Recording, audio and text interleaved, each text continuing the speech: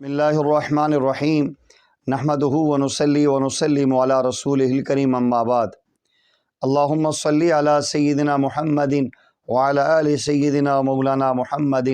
الف الف مرۃ بعدد کل ذرۃ۔ سیدنا ابو امامہ رضی اللہ تعالیٰ عنہ روایت کرتے ہیں کہ نبی کریم صلی اللہ علیہ وسلم نے ارشاد فرمایا کہ اسم اعظم کو قرآن کریم کی 3 صورتوں میں تلاش کرو۔ اسم اعظم وہ عظیم طاقت ہے، جب انسان یقین کامل کے ساتھ اس کا اہتمام کرتا ہے تو اللہ جل جلالہ دنیا میں عظیم عظیم انعامات اور کمالات اس کے دکھاتے ہیں۔ سیدنا سلیمان علیہ السلام کی اس دربار میں جو ان کے ایک امتی تھے آصف بن برخیہ رحمہ اللہ، جنہوں نے آنکھ چبکنے سے پہلے ملکہ بلقیس کا تخت اٹھا کے آپ کے قدموں پہ پیش کیا تھا، ایک بڑا عفریت اور بہت بڑا دیور جن یہ کہہ رہا تھا کہ انا آتی کا بھی قبل ان تقوم من مقامک وانی علیہ لقوی امین، کہ میں طاقتور بھی ہوں، امانت دار بھی ہوں، اس میں کوئی رد و بدل بھی نہیں کروں گا، چوری بھی نہیں کروں گا، آپ کی اٹھنے سے پہلے پہلے آپ کی خدمت میں لے آؤں گا۔ لیکن قرآن یہ کہتا ہے ان میں سے ایک بندہ تھا، اس کے پاس کتاب کا علم تھا، علماء فرماتے اس کے بعد اسم اعظم کی طاقت تھی، انہوں نے وہ گھنٹوں کا عمل سیکنڈ میں کر کے دکھا دیا۔ تو پیارے آقا کریم صلی اللہ علیہ وسلم کی حدیث سے بھی پتہ چلتا ہے کہ پیارے آقا فرماتے ہیں کہ 3 صورتوں میں، سورہ بقرہ میں، سورہ آل عمران اور سورہ طٰہٰ میں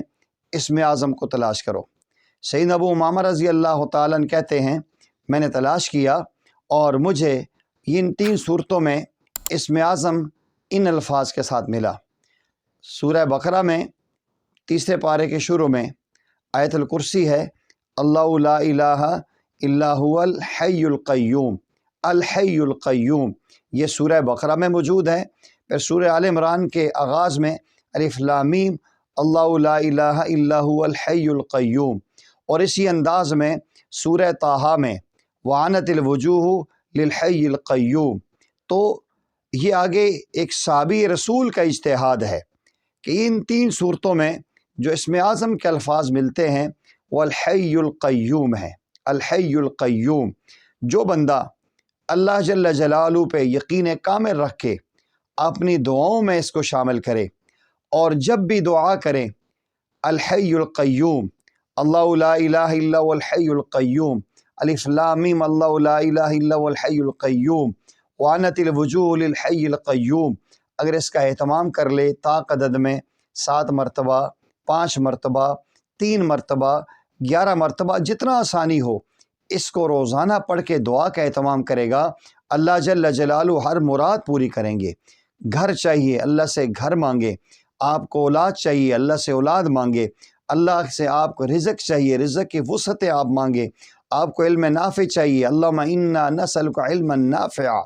ورزقا حلالا طیبا واسعا وعملا متقبلا وشفاء من کل داء، جو بھی آپ کو چاہیے اس کو پڑھ کے اللہ جل جلالہ سے کامل یقین رکھتے ہوئے، ایک صحابی رسول کے اجتہاد کو سامنے رکھتے ہوئے اور نبی کریم صلی اللہ علیہ وسلم کے فرمان کو سامنے رکھتے ہوئے پڑھیں گے، انشاءاللہ اللہ تمام مرادیں بھی پوری کریں گے، تمام چاہتے بھی ملیں گے، اور انشاءاللہ ہر مشکل اور پریشانی سے بھی آپ بچیں گے۔ آپ سے گزارش یہ ہے ان اعمال میں تاثیر پیدا کرنے کے لیے اللہ کی ذات و صفات پہ کامل یقین رکھیں، نبی کریم صلی اللہ علیہ وسلم کی سنت کا اہتمام کرتے ہوئے 5 ٹائم نماز کی پابندی کریں اور جتنا زیادہ رزق حلال کھانے کی کوشش کریں گے